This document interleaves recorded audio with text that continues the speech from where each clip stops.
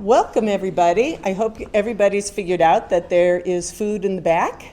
And I encourage everybody to feel free to move forward because I think it's going to be an intimate group. So we'll encourage you to do that. And I think we'll get started in just a couple minutes. So that's 2 minutes. Is that okay for you? I'm ready to go. You're ready to go. Okay. At any rate, we've got some wonderful people here today. And I don't think your mic is on. oh, there we go. Is that better? Yes. All right. Okay. And I think all of us who are parents, oopsie, Yep. what would you like me to do? It doesn't matter. I'll maybe reset it. Unless Okay. you want me to reset it to the title. No, it's all right. It's all right. So all of us who are parents of kids, teachers of kids, or grandparents of kids clearly remember the COVID years and the disruption it made in educational and often emotional lives of kids. And these were hard years for teachers and for families, for school administrators, but most of all for the students. And so I think one of the reasons why we're very excited to have the group that we're here to have is that they have spent some time taking a look at what have been the impacts on kids, both nationally as well as in the state of Colorado. And also taking a look at what might be some things that we could do to help kids catch up. And so we're very pleased to have two experts in the field, one from Johns Hopkins University and the other from the Colorado State Department of Education here to talk to us tonight. So today we've got Dr. Amanda Neitzel, who is an assistant research scientist and deputy director for evidence research. It's a mouthful, at the Center for Research and Reform in Education at Johns Hopkins University. And she's currently coordinating research efforts on 2 large trials of school-based interventions and serves as a research manager on looking at tutoring as an intervention for elementary-aged kids who are struggling to learn to read. We also have Dr. Samantha Messier, and she's Director of Standards and Instructional Support at the Colorado Department of Education. And in this role, she supports the implementation of academic standards and best first instruction. So she began her academic career. She got a PhD in biology from the University of Colorado, and she's a longtime resident of Colorado. Worked in Boulder Valley School District for 17 years in a variety of roles, and she ended up as assistant superintendent for strategic partnerships and academic supports. So we have 2 really wonderful speakers here tonight that I think will share some of the thoughts that they have on where kids are right now and what perhaps we could be doing to help them out in the future. So I'm going to start with Amanda and Karen Robinson, since you're sitting right there. Amanda's also a Peace Corps person. So that'll be good. So Amanda Neitzel. Thank you. Let me just get these back to, okay, there. Oh, we just went forward one. Excellent. So thank you for the wonderful introduction and for the invitation. I'm really excited to talk to you today about tutoring and what we can do to help kids accelerate their learning and actually even go past where we were before the pandemic. Amanda, could you move that mic a little closer to me? Yes, because I see I'm standing far away. Okay, is that better? Perfect. Okay. Still just, okay. Whew, deep breaths. So first, this is just a brief overview of my talk. I've got my timer running here, so hopefully I won't go over.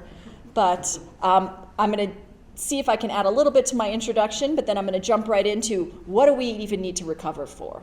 What's going on? What is that gap? And then jump into, well, what are the potential solutions? What can schools use? And then why do I think tutoring is the best answer? And specifically proven models of tutoring. Talk a little bit about the future of tutoring and then just wrap up. Okay, so first, about me. You already heard a little bit about my bio. So I am Deputy Director of Evidence Research at the Center for Research and Reform in Education, and I'm also an assistant professor in the School of Education. So that feels, it's very academic. So it's all centered on identifying what works in K-12 education through rigorous evaluation and then modern research synthesis, which sounds very fancy, but basically my job is to figure out what works and then try to get policymakers and educational decision makers to use that. But I haven't always been a researcher. I've had the privilege of working in schools in a variety of settings. I was a teacher in the United States, teacher in a Department of Defense school. I served in the Peace Corps working in schools. So I have a lot of experience in elementary schools as well. So that's to say I have an understanding of schools and a real appreciation for what folks in schools are doing right now and how hard that job is. So my job now is to figure out how can we best support them so that we get the best outcomes for students. So that leads to, why is there such an urgent discussion about learning now? I think most people in this room probably know the answer, but just to make sure that we're all on the same page, there's no doubt that the last few years have upended the status quo. I often think about how life was before COVID and now how life is after COVID. It's affected every aspect of our lives, including schooling. Throughout the pandemic, students experienced unprecedented disruptions to their education and their lives. School-specific disruptions included school closures, shifts to online learning, quarantines, COVID health protocols, and school staff turnover.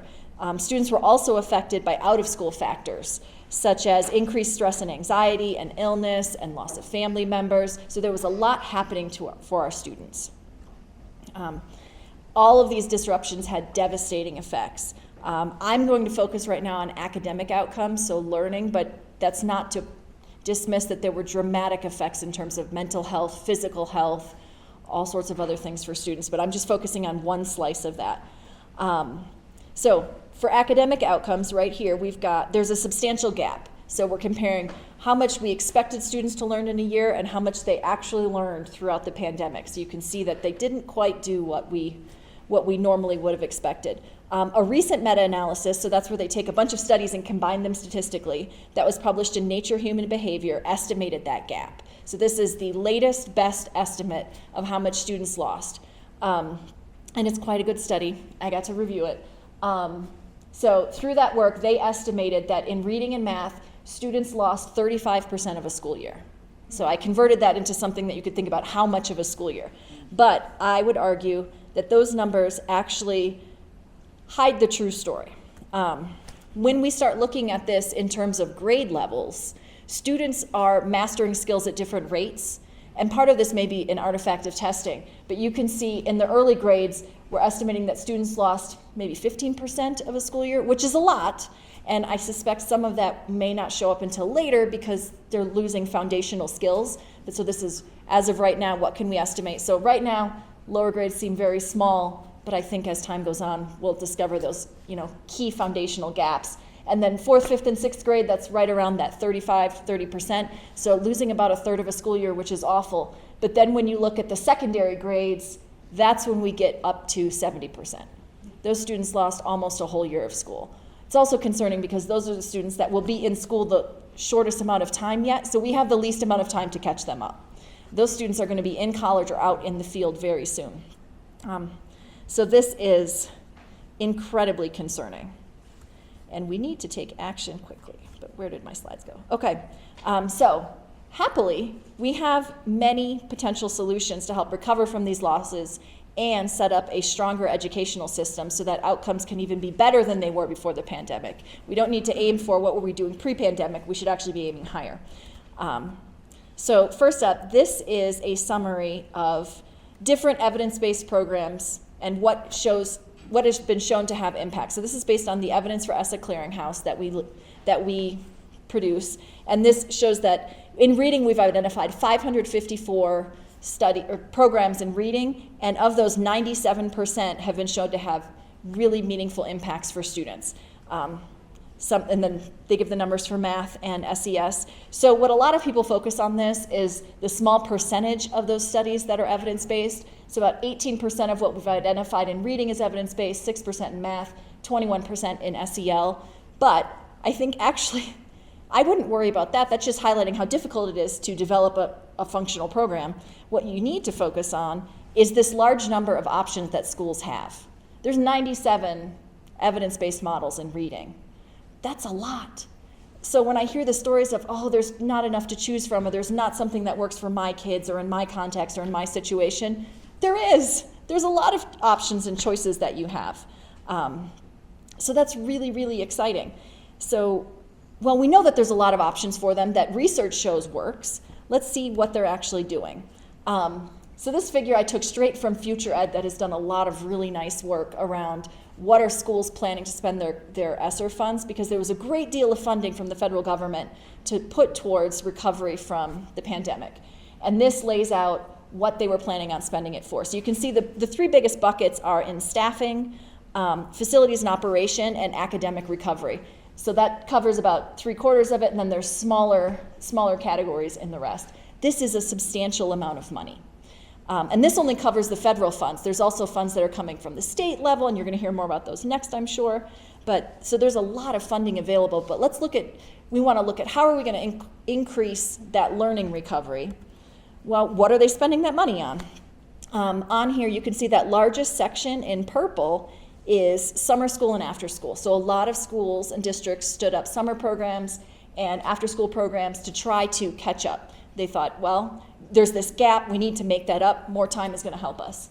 That red one, that sort of dark red maroon on the bottom, that is funding towards new instructional materials and supplies. So maybe they got a different curriculum, maybe they went for different supplemental materials. And then in the top corner is tutoring or math and ELA coaching, so English Language Arts coaching. I actually think that this estimate for tutoring is an underestimate because a number of schools hired people to do the tutoring, and so that fell into the staffing category, which was on the last slide, another large chunk. So I actually think schools are spending even more of their funds on tutoring. It's just falling in different ways how they categorized it. But in any case, there's billions of dollars being spent on tutoring right now in this country. So you hear about tutoring all the time as well if you look in the news or keeping track of what's happening in schools, but why is the case? What's so special about tutoring? Tutoring is widely agreed to be the most effective educational intervention that we have. Researchers don't agree on anything, and we agree on this. There's no one that says that tutoring doesn't work. And so here we've combined, this is based on a bunch of work that we've done, again, summarizing what works. And on the left-hand side, this is just effect sizes. That part's not important. What is important is the size. So you can see the largest impact that we have is individual tutoring. So that's one student with a tutor. They can be a teacher, a volunteer, a paraprofessional, working on work, but not homework help. This is tutoring where you're actually following a program, a curriculum to achieve those skills. That's about 4 times as effective as many of those other things that we look at, such as cooperative learning, technology, other supplemental curricula. You get even smaller when you start looking at like core basal programs, those are textbooks, urban charter schools, extending the school day.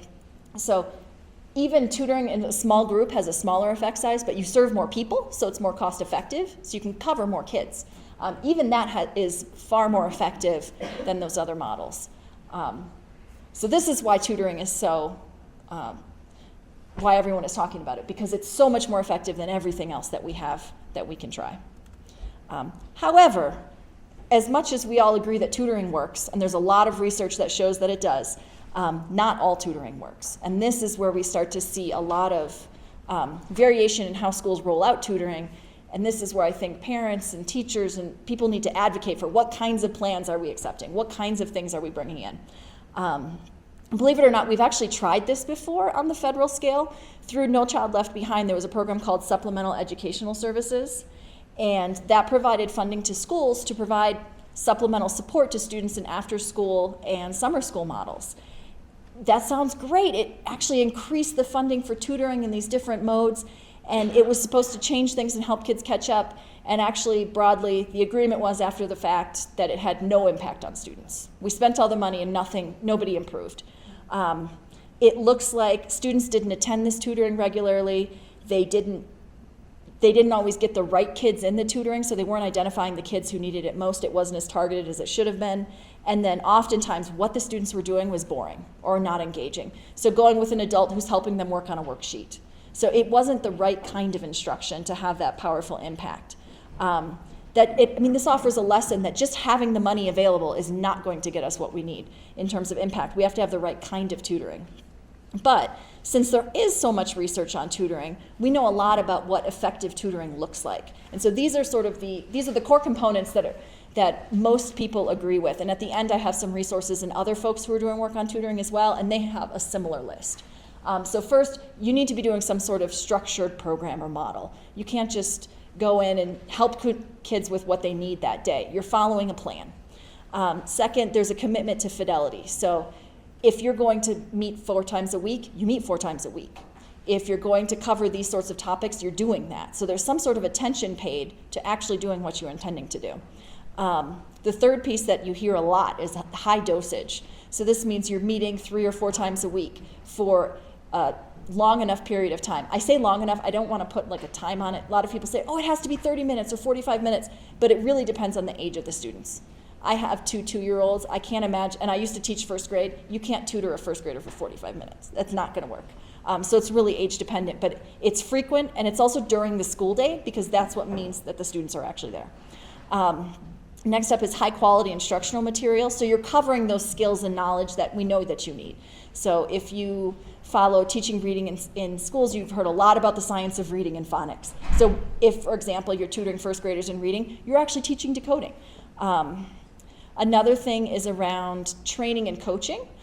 A lot of programs have that initial training where they'll teach people how to do this, but you actually want to look for something that has ongoing coaching to help develop those tutors as they go and so that they can actually improve their practice.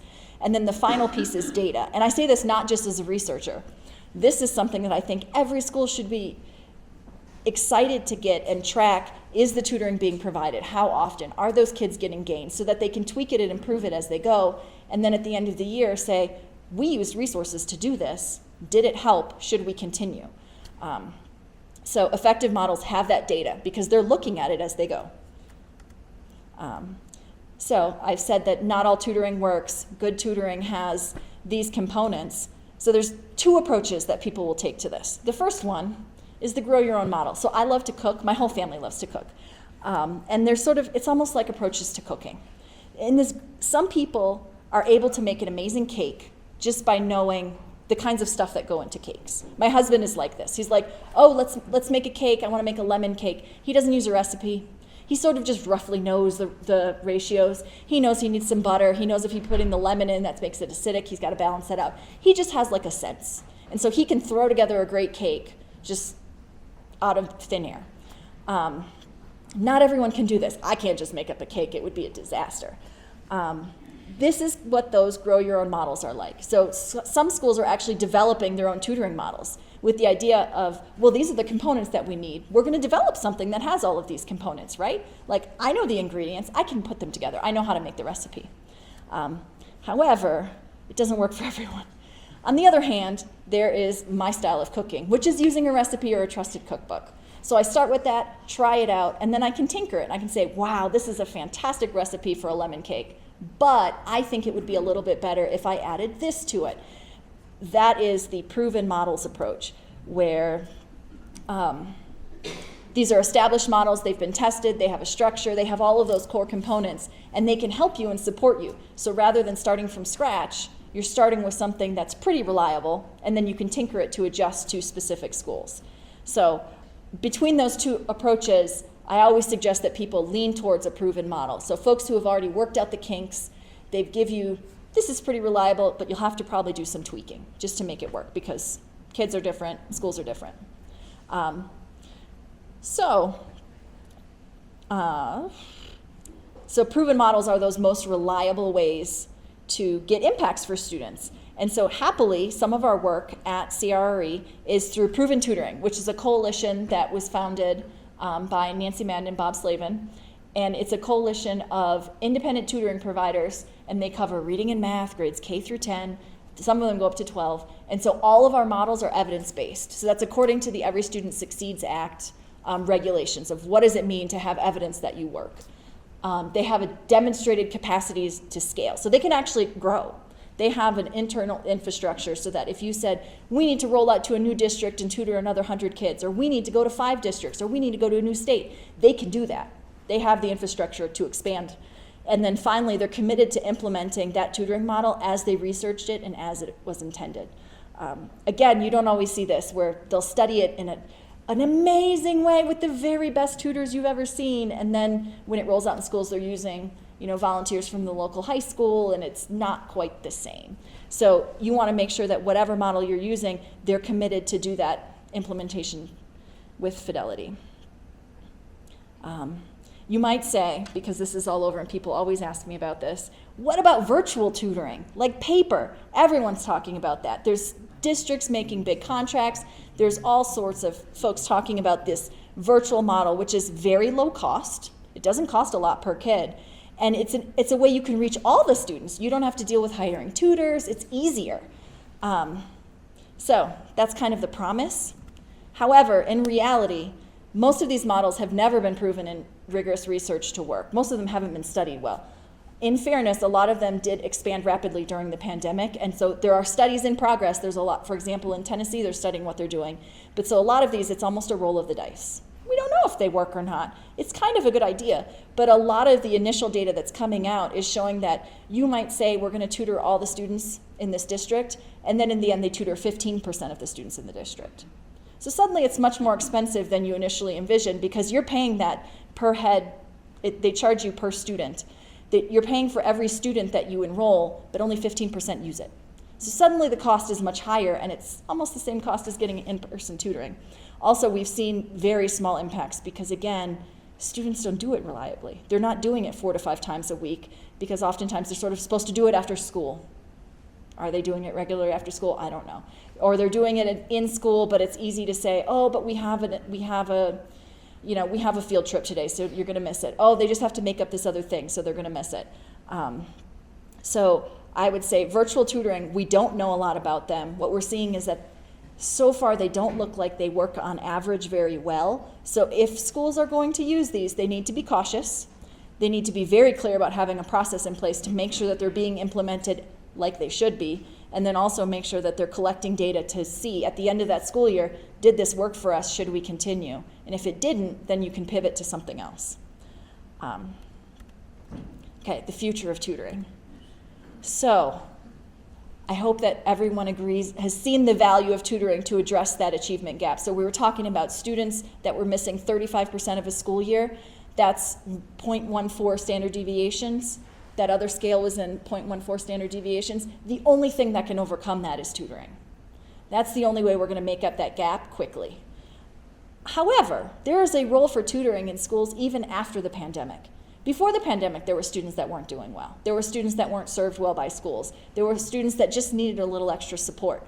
So this is an opportunity to try to figure out how can we build tutoring in as a sustainable part of schools. So right now there's a lot of money available. However, that money has a timeline. It's going to go away. We talk about like this, there's this funding cliff that we're all going to fall off. But we need to figure out how can we get more tutoring in schools embedded like everything else, like recess, like having a textbook. How can we make sure that schools have access to that tutoring? Because that helps all students achieve equitable learning. It helps those students that are poorly served. It helps reduce the gaps between students. And I think, frankly, we could all do better than we were before the pandemic. Like, we're not doing as well as we were, but we could still do even better. So ultimately, tutoring is a very popular strategy with reason. There's a good reason for this. However, we need to think about how can we take that promise of tutoring using those proven models that give us the best chance of impacts and make those sustainable, build those in so that they become a regular part of the school day. Our children's future is too important to risk on unproven, untested recipes. So here's my so first, there's my name, Amanda Neitzel, and my email. If you have questions, shoot me a question. I always talk to all kinds of people, so shoot me a question. And then there's 4 resources. One is Proven Tutoring, so that's our coalition and our website. Evidence for ESSA, we rate programs. We review and rate all those programs. So if you're interested in, hey, my kids go to a school that are doing this particular curriculum or textbook, what does Evidence for ESSA say about this? And it'll tell you if it's been evaluated, if they found strong effects, where it has been evaluated, that sort of information. And if you find something that's not on there, you email me because we review it and add it. We're always adding programs. The third one is the Student Support Accelerator. That's a group at Brown that is doing a lot of work around tutoring now.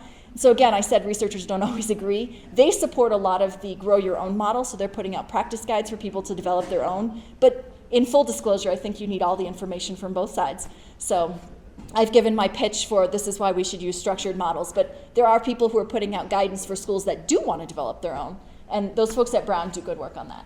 And then the last one is the National Partnership for Student Success. So they go beyond just tutoring. Tutoring is one of their core pillars, but they also have things like community schools, supports, mentoring for students.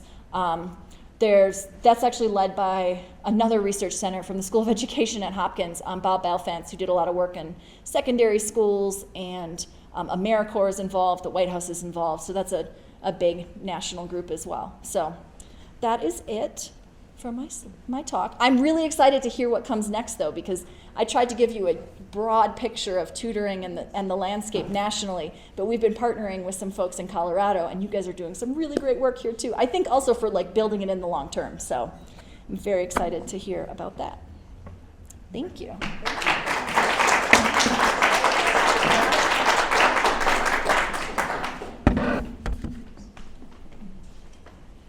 Changing out of the laptops.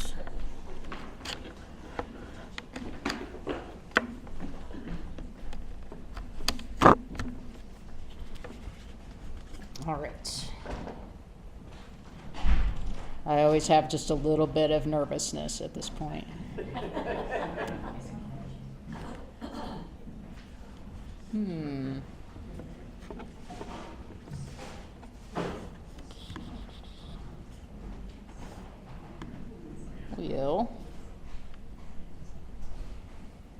I swear this worked earlier. It did. Windows P.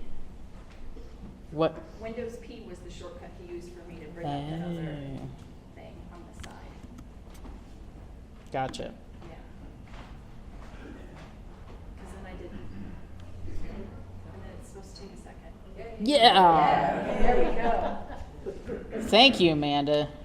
To the rescue. All right. Team effort.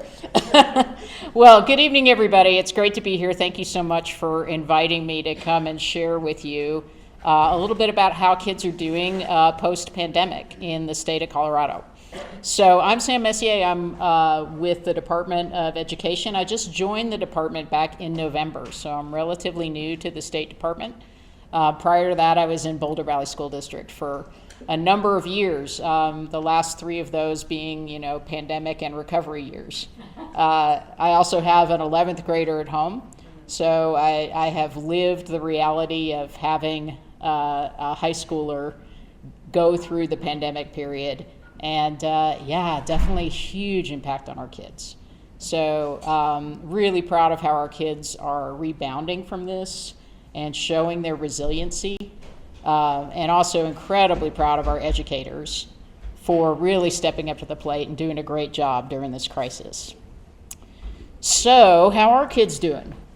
Well, here's some data that looks at the change from the previous year in the percent of students who met or exceeded expectations on the Colorado Measures of Academic Success, the CMAS. So that's the state assessment that all students take in grades 3 through 8. So the drops were really significant in a few areas. At 3rd grade, for those who were taking the test in Spanish. So I don't know if you guys know this, but in 3rd and 4th grade, students can take the English language or the language arts test in Spanish instead of in English. So they have that option. Right? So kids that took the Spanish test dropped by about 7.7% from the previous year, which is a pretty significant drop. 4th grade, we saw drops in both those who took the English language test and those who took the Spanish language test. 7th grade, we saw a drop in language arts. And then we also saw drops in math at 6th, 7th, and 8th grade. So we saw drops across the board, but these were the areas where it was the most significant. This is something that stood out to me, and I'm still sort of puzzling about what hypothesis might explain this pattern, but our 7th graders in particular had a really rough time. So we saw the biggest drops among those who were in 7th grade in the year 2022 when they took these tests. So we can also disaggregate these and look at how it impacted different populations of students in the state of Colorado. So when we look at this, you'll see that some of the biggest impacts were for our students who are American Indian or Alaskan Native, our students who identify as Asian, and our students who identify as Hispanic, and also our students who identify as 2 or more races. Now you'll see the biggest drop there was for our Hawaiian or Pacific Islanders, but if you'll see in that second column, there were only 155 of those students who took the 8th grade math test in the entire state of Colorado. So it's a little bit of a small population size there, and so it's a little bit harder to interpret that. And then if we look at free and reduced lunch status. So this one was a little surprising too, because actually the drop was bigger for kids who don't receive free and reduced lunch than it was for kids who do receive free and reduced lunch. These are just the data for 8th grade math, but this pattern was consistent across most grade levels in most tests. So I'm curious if anybody has any thoughts about what might explain that pattern. One caveat, yeah. I think it might be because more parents are working. It's more likely there would be 2 parents working who's not eligible for 3 hours. Yeah, so in terms of like whether parents were working or not and how available they were to their students, that's very possible. I know in Boulder Valley there was also, once we came back to in-person, parents had a choice about whether to come back in person or not, and many of our more affluent families actually chose to have their kids stay home. So that could be a contributing factor, but I don't know if that was true across the state in other districts. One caveat is that there was a shift in the population of how many kids qualified for free and reduced lunch from 2019, which was the last year that we had data for, up until 2022. So we also had a couple of years where we don't have good data. We didn't give the tests in 2020. And then in 2021, we had pretty poor participation. So it's really comparing here 2019 data to 2022 data, which are the 2 solid years that we have. Yeah? Yeah, and I think they gave out free lunches to Yeah. all the kids, so they weren't applying to be. That's true. So for several years, So yep. The numbers were messed up there. Yeah, absolutely. So there was a big decrease in the number of students who were officially free and reduced lunch. And some of that, there could be a lot of different reasons for that, but one of them certainly could be that you didn't need to qualify for free and reduced lunch to get free lunch for the last couple of years. All right, and then with PSAT and SAT, so these are the tests that our kids in high school take. Our 9th graders and 10th graders take the PSAT, and then our 11th graders take the SAT. My 11th grader will be taking it next week, so hopefully all goes well. And what you can see here is that, kind of mixed results, but the big drop there is in PSAT with 9th grade math.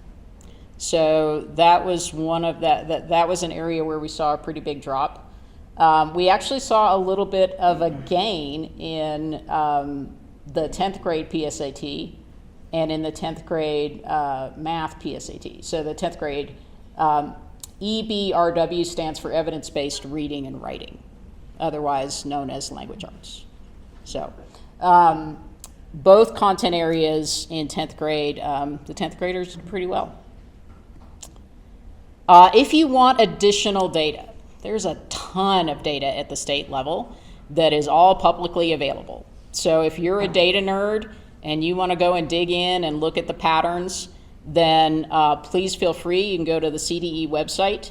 And the best way to get to the sort of state level data is to use the search function and search for 2022 CMAS data and results. And that'll take you to all of the sort of summary data that'll show you the trends. Can you get district data there? You absolutely can get district data, and actually that's a little bit easier. So you go to the state's data dashboard, and you can see every district's data individually.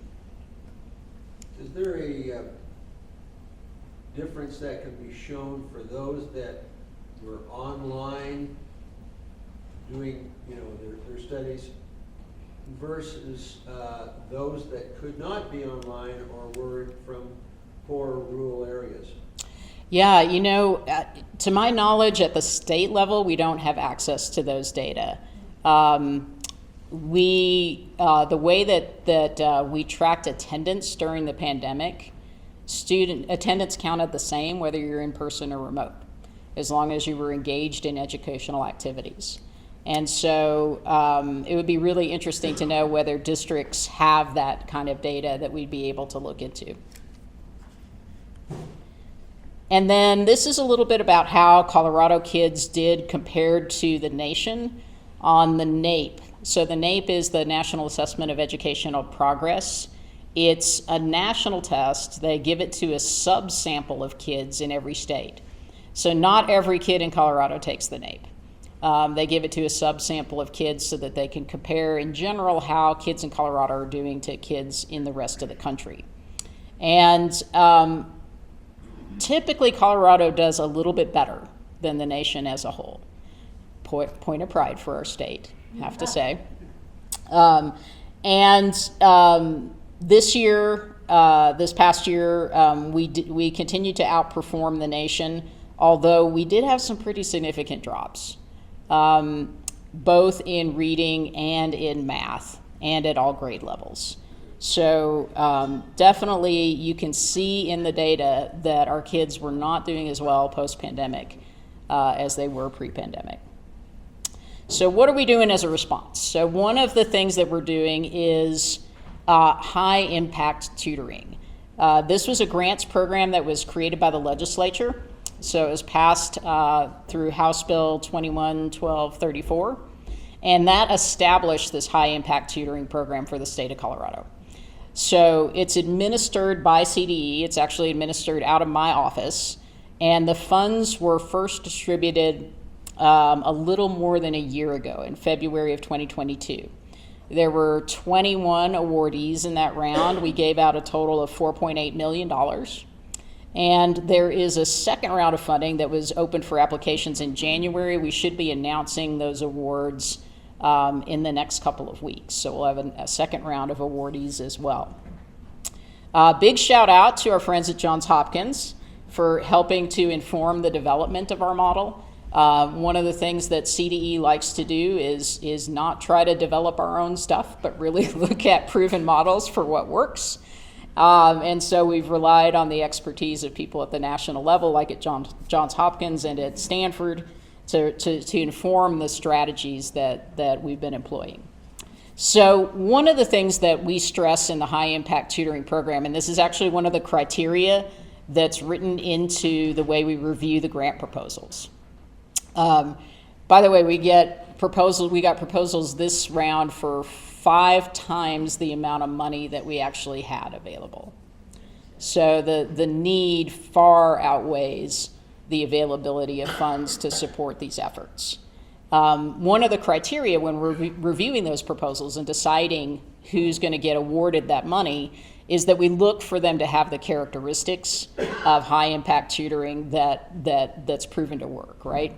So we specifically are looking for 3 or more times a week for about 30 minutes or more. For group size that's no more than 4. So really keeping it in that small group size with students. Scheduling it during the school day, which for a lot of schools and districts is actually very challenging. School bell times are very tight, and figuring out how to make that work in the school day is one of the challenges. We also require that there's some kind of progress monitoring so that they can really tailor the ongoing tutoring to the needs of that student and how that student is improving. Training and support and preparation for teachers or non-teachers who are serving as the tutors is really critical. especially because in many of our districts, the teachers themselves are not able to serve as tutors because they're busy in the classroom. Remember, it's during the school day. So our teachers typically don't have a lot of available time during the school day to tutor on top of their regular duties. So we're really relying on a lot of folks who may not have a lot of teaching experience and who really need that preparation and that training. Now, that said, with the right preparation and right training, those folks can be amazing tutors, especially if they have the ongoing support. And then one thing that I think is really important, it's been critical to the success, I think, for many of our programs, is this idea of having a consistent tutor over time. So that's one of the things that we ask for with our grantees, is that they ensure that a group of students is going to have the same tutor for the whole year, so that they're able to build a relationship with that person. That relationship in education is so important. And for student learning, being able to learn from someone they trust, I think is a huge piece that's often underrated. And maybe also contributes to why digital programs don't quite do as well.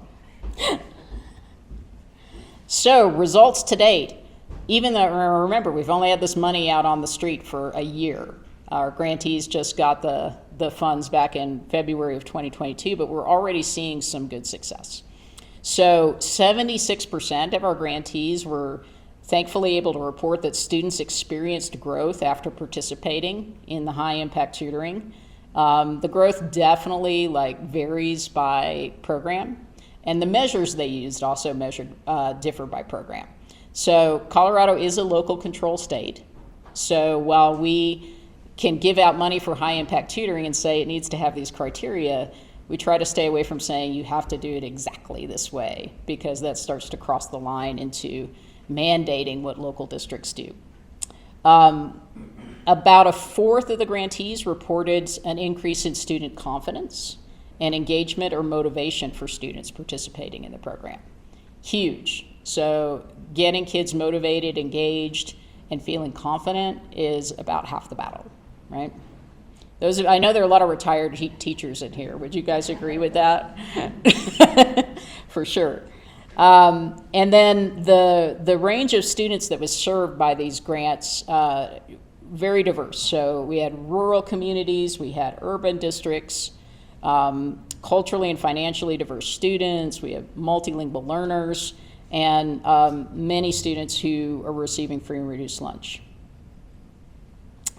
So even though it can be impactful, we also learned that there's some things that make high impact tutoring difficult to implement, right? Actually, 3/4 of our programs that implemented reported having to make changes or adapt to their original proposals because they were not able to execute what they wrote in their grant proposals.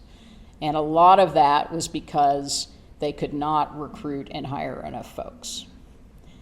That has been the really tough thing for almost all of these programs, especially our programs in rural areas, is to be able to recruit enough tutors to make the tutoring program work. And nationally, that sort of squares with the fact that we know high dosage tutoring can be really impactful, but it can be a challenge to offer. And then finally, I think we're seeing that there's a meaningful foundation and room for growth and improvement with the program. So we know that we're getting some results, but I think there's also some room for improvement and for getting better. So most of our programs are continuing operations into a second year, and the grantees are continuing to recommend to us additional types of support, resources, and investments that we can make to sustain their operations. And again, participating schools are all across the map, rural, urban, and across all the different regions of the state, which Amanda and I were talking about. Different regions of the state in Colorado are really different. So we in CDE, we always strive for ensuring that we're serving all the regions of our state. And not all of our regions have high impact tutoring grants right now, but we aspire to get out there to all of them. A couple additional things. So this is something that just hit the news last week, is that thanks to Governor Polis, the state of Colorado has entered into a partnership with Zern. So Zern is a nonprofit digital learning platform in mathematics that is sort of a combined curriculum and intervention program. And it is for K-8 math.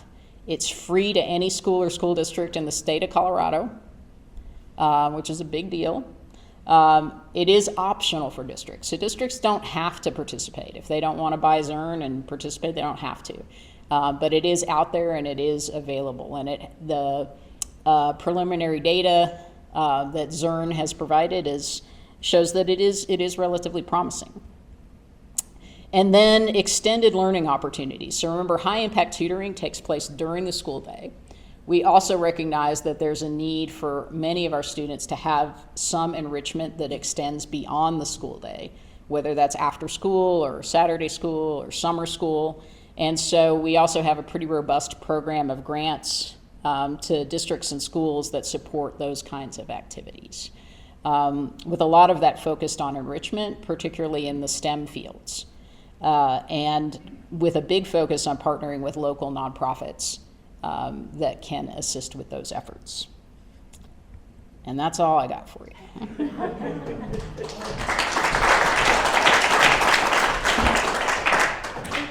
Both go up, and if people have questions, by all means, fire them forward. I just had a quick question. You said the funding would go to schools or the districts. That's About, correct. Like the Boys and Girls Clubs in the summers, if they already have, captive audience of kids and brought in. Yeah, I think it's specifically for schools and districts. But what I would encourage you to, if like a Boys and Girls Club could partner with a school or district and potentially access it that way for an extended learning opportunity, because it will be available for the summer. So this starts almost immediately. So if there are summer programs happening summer 2023, Zern would be available for that. And we'd like to get it out there. So absolutely, I encourage you to pursue that. If you want to get in touch with me, we can talk more about it and see what that might look like.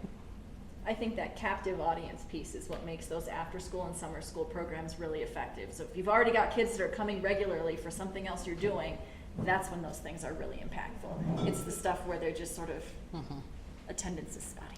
Yeah. So I have 3 questions. The first one is, what's the status of Salida School District? Do you know if we have written a grant and if we're participating in this now? Salida is not one of the grant participants in the high impact tutoring. Okay. The second thing is nationally and within Colorado, how do you recruit the tutors? There's a lot of gray hair here. And I think there's a lot of people in the community that would be interested in learning how to become a tutor and engaging. So how do you recommend that as a goal? And then the third one is, when you showed your data, you showed decreases in various levels. What is the percentage of students who do not meet those educational goals? So in other words, let's say 10% don't meet, so you're saying then that could be 17% didn't meet. Is that how we look at that? Right. So these were the percentage of students who did meet expectations. So let's say that 65% of students met or exceeded expectations in math in 2019, and it dropped by 5 points, then it would be 60% in 2022. Okay. Yeah. And how does Colorado compare to other states and those different, what do you call this? Yeah, no, great question. So typically, Colorado scores a little bit better than the nation as a whole. We did see pretty similar drops to the rest of the country. And so it'll be interesting to see, I think, what the recovery looks like in different states and the different approaches that folks are taking. Because I think in many ways the pandemic kind of hit everybody and in very similar ways, but the recovery process is going to be really different from state to state in the way that states approach it. So I think that's going to be an interesting thing to watch. Now about tutor recruitment, if anybody here is interested in tutoring, we actually do some online tutoring. So, but it's not traditional online tutoring where it's a program that's doing it. But we do have some districts that are engaging remote tutors, so that you're tutoring the student like through a Zoom call. And there are some of our districts that are doing that. If anyone here is interested, I'm happy to hook you up. We also have had success partnering with higher ed institutions. So their teacher candidates often make really excellent tutors, and it's great experience for them. So those are a couple of the options that we found that have been useful. I don't know at the national level what you guys have found. It really is varied depending on the community and the needs. So what you've mentioned, a lot of places use. Some school districts are able to hire their tutors directly. Some of them have set up sort of a system of volunteers. Oftentimes the volunteer programs are run by an outside organization. So the school partners with a nonprofit, or they partner with a for-profit, like they partner with a community organization, and the community organization is the one who finds the people, deals with the scheduling, works with the schools, brings in the folks. That relieves a lot of the burden from the schools to deal with all that logistic information. So part of that would be reach out to the school district and see, do they already have something? Would they be interested in partnering? Is there like a community organization that could house that so that you could get all the volunteers marshaled? Actually, one of our proven coalition members is focused on using retirees. It's called Experience Corps, and it's operated via AmeriCorps, and they use retirees to provide tutoring, and that's also been shown to work. So, My question is, how do you train these people to tutor? Because as a retiree, a math major, I went to tutor at the elementary school, volunteer. They teach math different now. So, I would need to learn how to tutor these kids. Is there I mean, the really good models have explicit training and tutoring, and they'll provide the coaching. They'll walk you through exactly what you need to do and how you need to do it. So and that's what is the length of time for that tutoring, and is it in person or online? it depends. All of them have I mean, different. through those proven to train the tutors. is Oh, what I'm talking about. actually, one of the interesting things that I think has been positive to come out of the pandemic is that more of that training is now being done virtually, which makes it easier to schedule. So it's not as hard as you're up here in Salida and now we need to fly a trainer up to spend a week with you and then come in every 2 months to do coaching. It's something we can actually check in online, and so it's a lot easier. I think the tutor training that I watched for one district for one of our proven models, it took about a week to do the training, and then they did like check-ins once a month where they sort of went over other topics. Occasionally the coach would get a video or watch them do some tutoring and provide one-on-one feedback too. But it all just depends on what the specific model is. If it's a highly structured program, it's a lot easier for the tutor. Like you need less training if the program itself is highly structured and you have instructions to follow. Yeah. So if you could provide the links to those, how you get the tutoring thing, I think there would be some people who are interested. Our Chaffee County Community Foundation does have a volunteer group that, says, oh, I'm interested in education, or I'm interested in youth, or whatever. And to answer that collaborative question, Boys and Girls Club does partner with the Salida schools for summer school. I'm not sure what BV is doing this year. Gotcha. Yeah. Yes, I have a question about the students. How are they chosen to be in the tutoring program? And you said it's important to have it during the day, but then are they required to still do their other schoolwork? You said you didn't want them tutoring on the same worksheet or something. It's got to be a separate program to teach whatever. So how does that meld together? And I can see as a classroom teacher, you want your kids to be able to do this and this, but then you got these kids pulled out. So how does that work with the kids? Well, every district that in our grant program is approaching it a little bit differently. But we do ask them to articulate in their grant proposal how they're going to identify kids for tutoring. And typically it's by looking at those kids that are struggling academically the most. and particularly maybe not making the growth at the rate that we would want them to grow academically, who are targeted for tutoring. And your second question was about how do we fit it into the school day? Again, that's district dependent, so they have to give us a plan about how that's going to work. We don't want kids missing instruction in any content area. So we. How's that done nationally? I mean, because Colorado is a local control, but how Right. is it done other places? It's the same, I mean, it's nationally, it's also, every district does it differently. Some schools that it's a little bit easier, they have something called an intervention block during the day. So like their bell schedule has a period built in into the day for kids to get that. And so everybody's getting something during that time. And so that's a time that kids can get that. Some have started to build it in if they have like a center rotation model in reading. So while other kids might go to this center and work on whatever, they'll go to do their tutoring so they're not missing it. Because we always say you're not going to catch up in reading by missing reading. So we don't want you to miss reading or math to do it. For a lot of kids, it might mean they miss something like music, but tutoring also is not something that's going to last forever. So it's a very, very difficult trade-off for what are they missing to get that. But when we are working, one of my grad students did a project on middle school tutoring and going into middle schools and seeing kids who are reading 4 or 5 grade levels behind. They need to miss class because we need to do something differently for them. So them going to class and sitting and not doing anything or getting it because they're already 5 grade levels below, for them it's sort of a different situation. But no, that's the scheduling is actually one of the most difficult pieces of it. I have a question. Have you done any data about, because every school district reacted to COVID in different ways. Yeah. In Maryland, I'm from Maryland, so, my niece, basically, everything was online. In Nevada, my grandchild was on a hybrid. So Tuesday, Thursday, 1 week, Monday.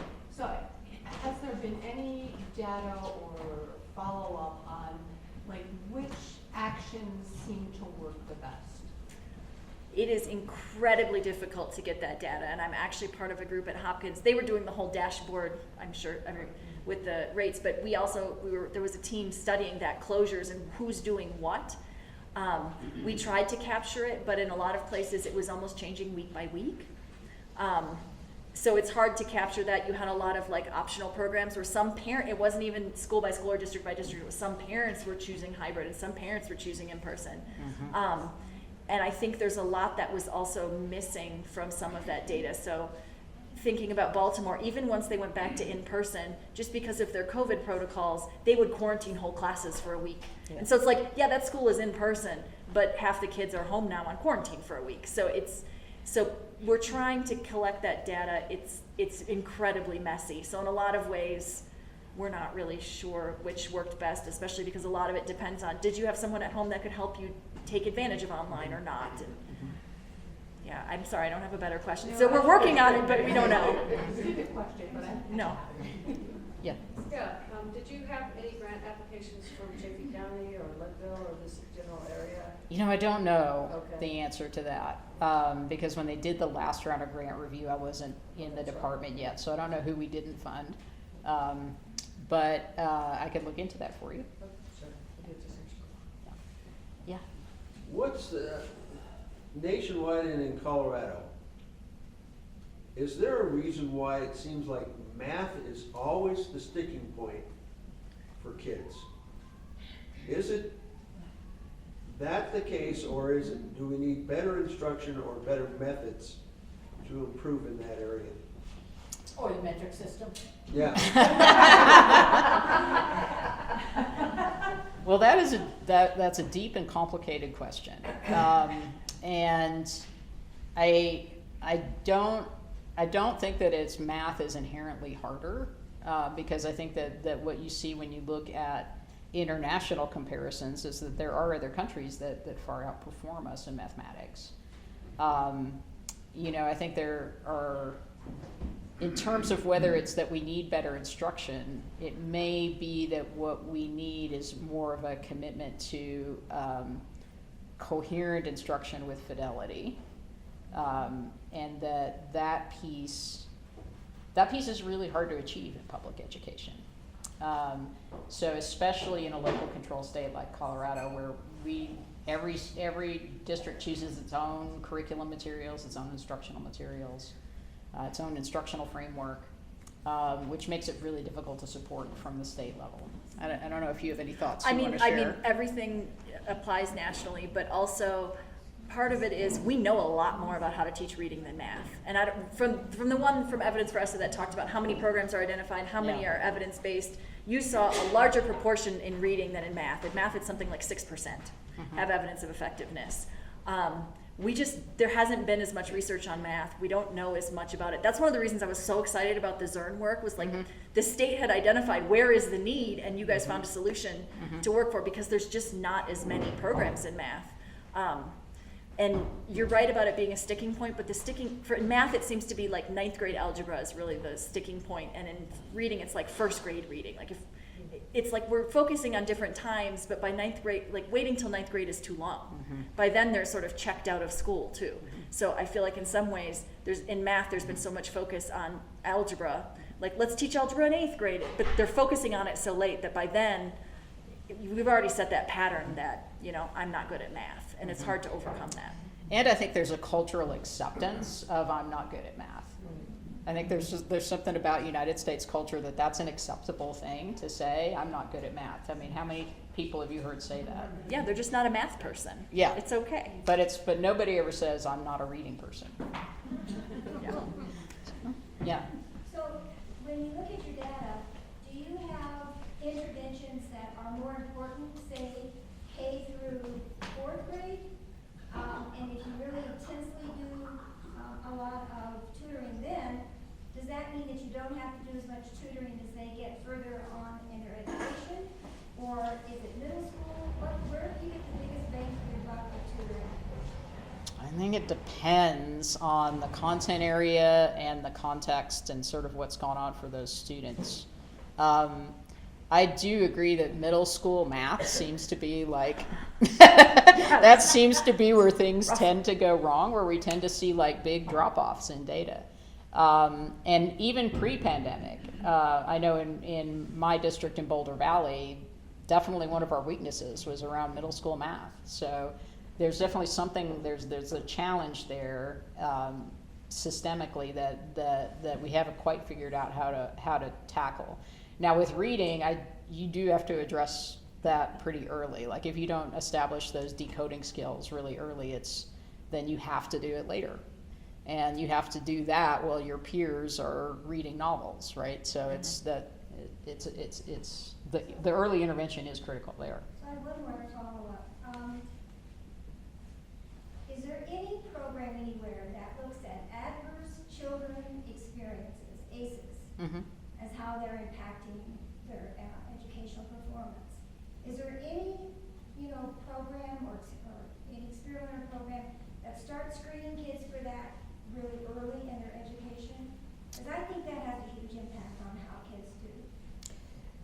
Yeah, I'm not familiar with particular studies that have looked specifically at adverse childhood events and its impact on academics. Like I couldn't tell you the citations.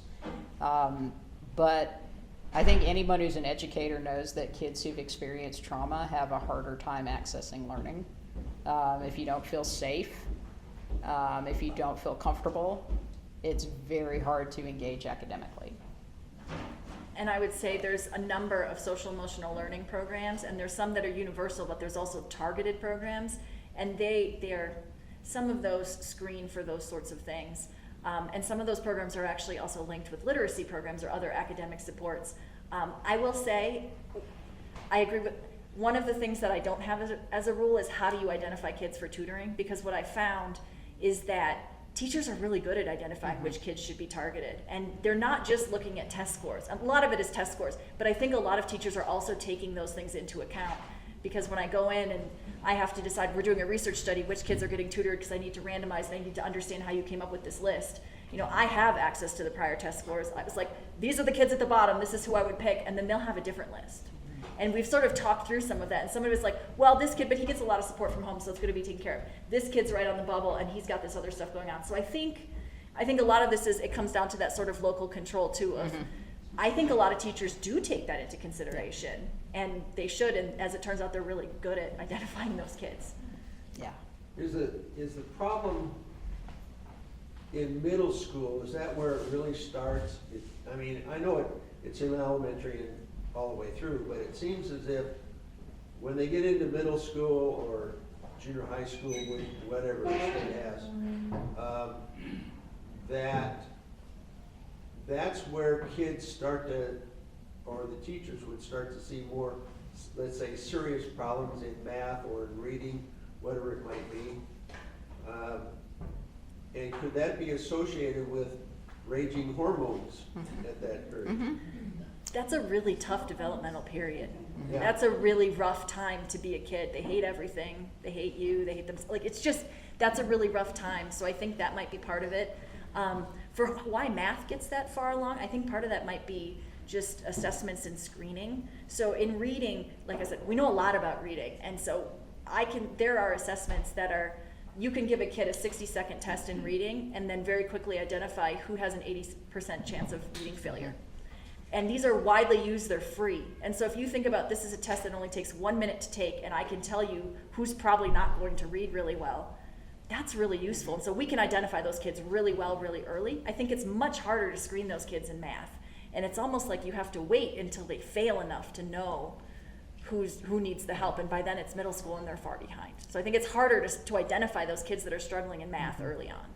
I think math also has more of a series of prerequisite skills that you build up, right? It's more of a learning progression. So, you know, if you haven't mastered, say, how to work with fractions, then it really inhibits you from being able to think proportionally in other ways when you get to higher levels of math. So there are definitely a lot of foundational skills you have to master in order to be good at the later stuff. How about how much money and energy is going into educating math teachers? Because some of the math teachers, that's not their primary subject, it's a secondary subject. And I mean, it seems like if the problem is math, let's train the teachers. And so we're trying to tutor kids, but let's tutor the people in college that are going to become teachers. Is that somewhere in anybody's radar? I mean, I think that's part of it is looking at that.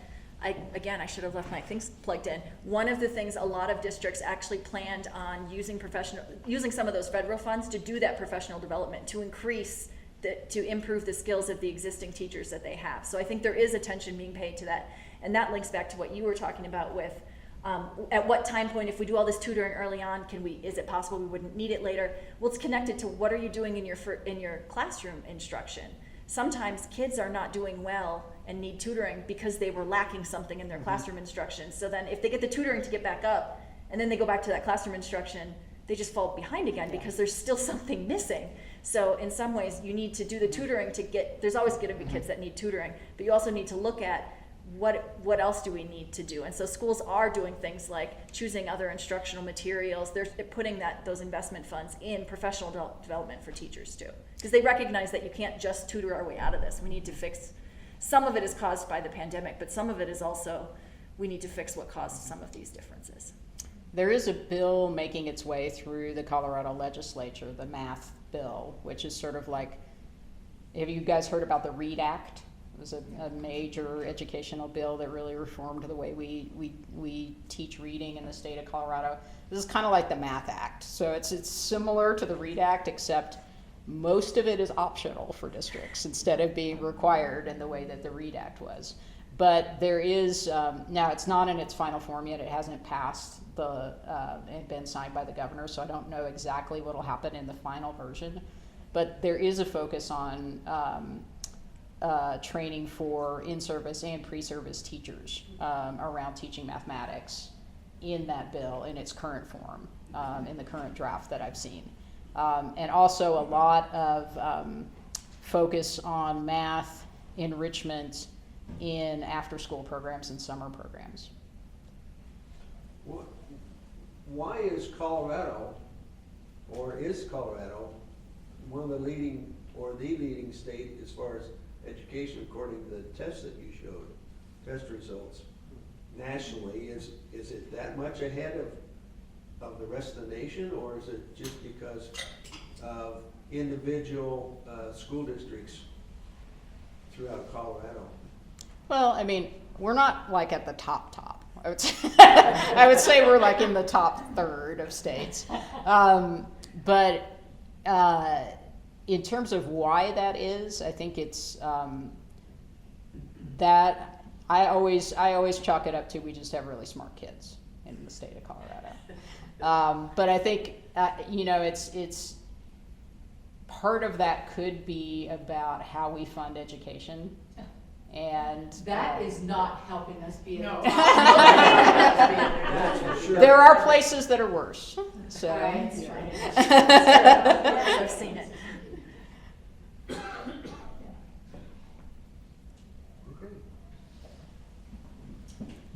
Oh, I had to check. I had a comment about if we have a minute. Let me see. Oh, you asked about the 7th grade and Yeah, why there was this yeah, special drop. yeah. This is what I'm thinking. Because if they were in 7th grade in 2022, that means the pandemic started when they were in 5th grade.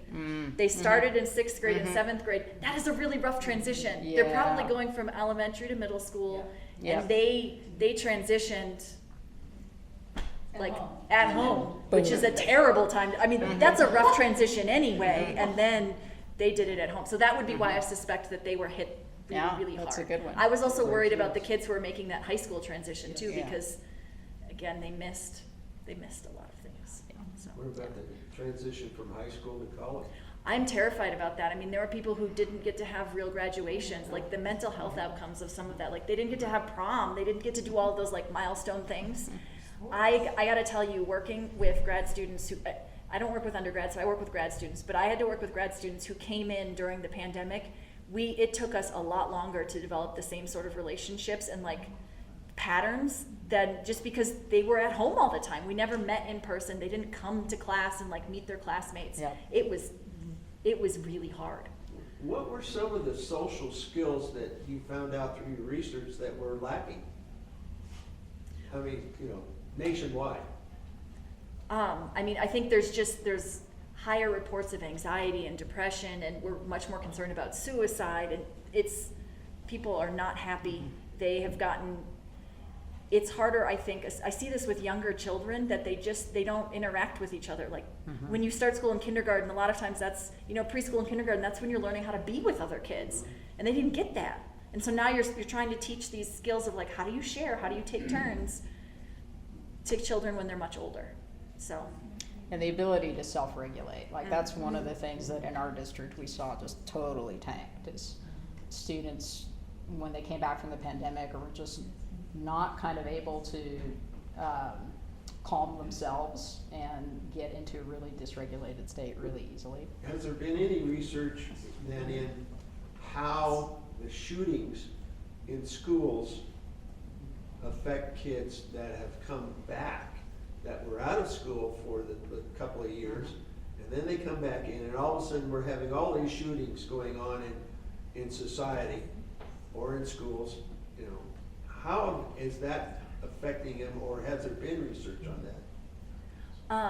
I haven't seen specific research on that. I think people are probably looking at that, but I would also say, I think this past week has felt like it was very, very overwhelming with the number of shootings, but school shootings and shootings in general are very common, and they've always been common. And I think in a lot of places, they were common even before the pandemic. I do a lot of work in Baltimore. It's the same. It's the same now as it was before. So there was no uptick really. It may be more in the news in some communities, but I think in a lot of places that was always a concern. So. Well, the safety measures that we put in place are also somewhat traumatizing for students. So I don't know if any of you have ever lived through a lockdown drill in a school, but it's scary for kids. It's really scary, especially if it's not a drill, if it's an incident where they're not sure or not, and the kids are on lockdown for 3 hours, not able to talk, in the dark, wondering what's going on and not knowing what's going on. Even though there's no actual physical violence that takes place, that in and of itself is an incredibly traumatic event. And how that affects their psyche and. Yep. Yeah. Good. All right.